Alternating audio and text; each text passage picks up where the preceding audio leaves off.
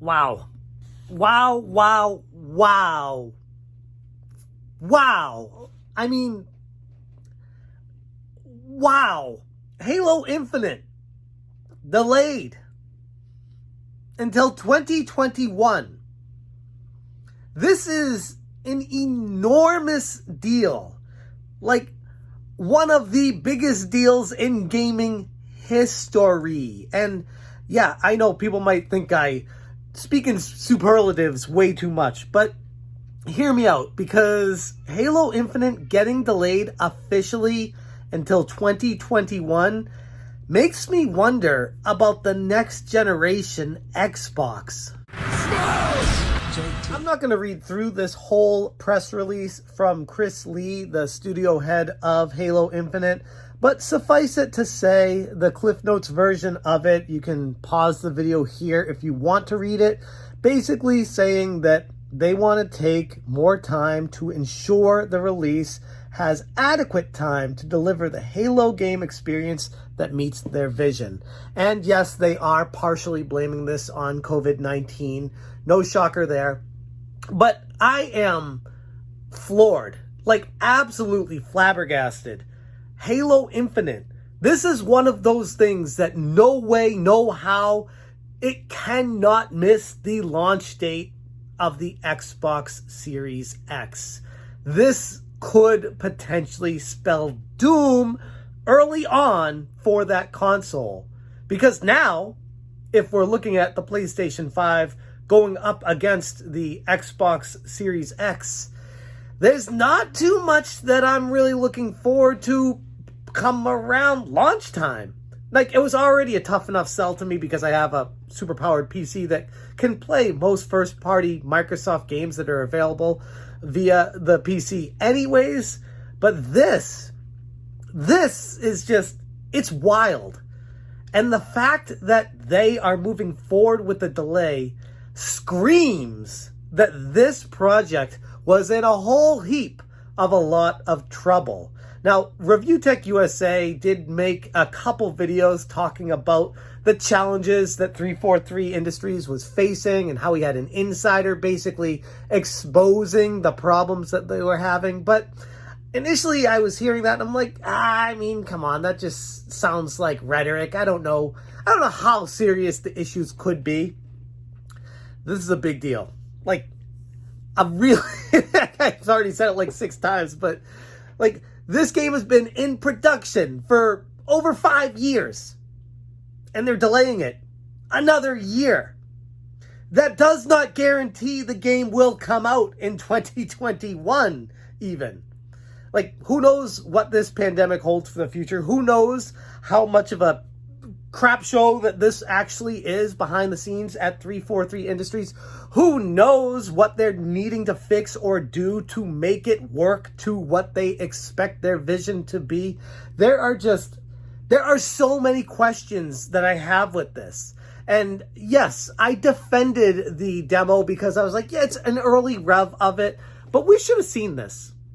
I should have seen this. I should have known better. I should have known that it was just marketing puff, that they were saying, oh, that was an earlier revision of the Halo game and that they, because of COVID, they didn't have the most recent one. No, BS. That was one of the most recent iterations of the game they had, and it was not up to snuff for the expectations of what the next generation Xbox is going to be. Literally no reason for a new generation console if this game can run smoothly on the regular Xbox One. That's proof right there. And they're delaying it, which tells you that somebody, no matter how much of a, like I said, how much of a shit show this whole thing was, somebody up high at Microsoft, or maybe it came from the top of 343. Maybe it didn't even go to Microsoft. Maybe they were just like, we are in so much crap right now. We cannot make this game look and feel and be what they want it to be, that they're actually delaying it, which could be the death knell for the actual platform console, Xbox Series X. I cannot get over this. Like, it is so insane to me. This is free real estate for Sony PlayStation 5 to basically sell like hotcakes. There are very few reasons right now for anybody, even the most staunch Xbox defender out there, to say they want to get the Xbox on day one. Why? Like, what do you need it for? There are very, very few reasons already, and Halo Infinite was okay, that's gonna be the thing that pushes me over the edge to get it. Even if there's not much else, that's a reason to jump into the next gen right away. Now that it's delayed, nope. Like, especially, they haven't even announced the price yet as of this recording, but especially if it ends up being like $500, $600 or more. What? So yeah, wow. I can't believe this. I cannot believe this. I don't know what they're going to do to make it right and how long it's going to take, but the warning signs were all there.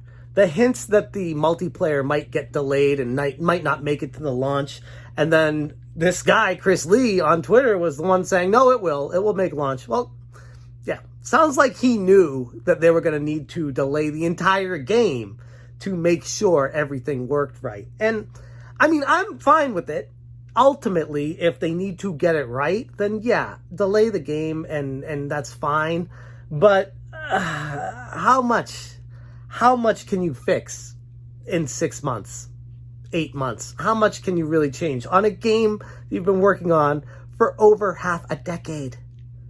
I don't think a few different months are going to change much, if anything, which makes me wonder if it's even going to make the 2021 frame, the time frame. I cannot overstate how big of a deal that this really is for the entire game industry. It's going to send ripples throughout all the companies that exist on the landscape. Sony is going to be the major benefactor from it, but also Nintendo. People who are holding out for the next Xbox, who don't have the Switch already, hearing this, why not just pick up a Switch now? Like, honestly, this is crazy. This is crazy news. And clearly, like I said, there had to be some major issues going on behind the scenes that make me wonder if they're going to be able to fix this in just a short period of time, delaying it what seems like about a year. It's a tall order. When I saw the gameplay and the Xbox game showcase, I was okay with it. I didn't make such a big deal out of it. I didn't think the brute was that bad. It was just like one frame when it was moving really quick. But when I take a step back and look at it all now, I'm like, yeah, this is next generation. Like, what that was doing, that's current gen. And that shouldn't be happening. I was giving it all the excuses in the world. I was like, oh, it's an early revision of what they're working on. Oh, it's a one frame. Look, doesn't matter. None of that matters. All that matters right now is that they get this game looking as good as possible, and more importantly, playing as good as possible. The gameplay experience. And there were issues with the initial trailer that were very concerning, like bullets that weren't firing out of the gun. If you slow down the actual video feed, you see the bullets shooting out from like way below the gun. And it was kind of obvious stuff that you're like, whoa, that's pretty concerning. Could that be meaning that there's something deeper going on over at 343 right now? So yeah, COVID might be part of the issue, but I highly doubt it had a large role. Like, yes, a portion of people not being able to get together and stuff like that, but I mean, 5 years leading up to this moment, and COVID just took place this year. Some would think that they should be further ahead than where they are right now. So yeah, I don't really give COVID the excuse that they're trying to with this. Yes, it does play a role, but not nearly as big as what they're probably going to lean on. But ultimately, my feeling is it sucks. It really sucks. It sucks for all the people who have worked so hard on this game at 343 for so long. It sucks for the fans who have been waiting, like me, for so long for a proper Halo follow-up game. It sucks for Microsoft trying to sell a console at launch without the pillar to hold it up. It's just going to be on the floor now. It's crazy. It's absolutely bonkers. This kind of announcement is just the biggest you could think of outside of actually delaying the console itself. That's how big this deal is. I can wait. It sucks, but it is what it is. But ultimately, it's just one of those things that just makes you think, man, Sony might actually run away with the next generation of consoles after this gigantic delay. I'm going to leave the video right there. Let me know what you guys think about this Halo Infinite delay, and more importantly, how you feel about the game industry on the whole, if this is going to affect it in ways that you never thought possible, or if you don't think it's as big of a deal as I'm making it out to be.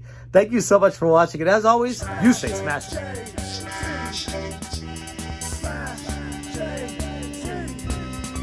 Smash.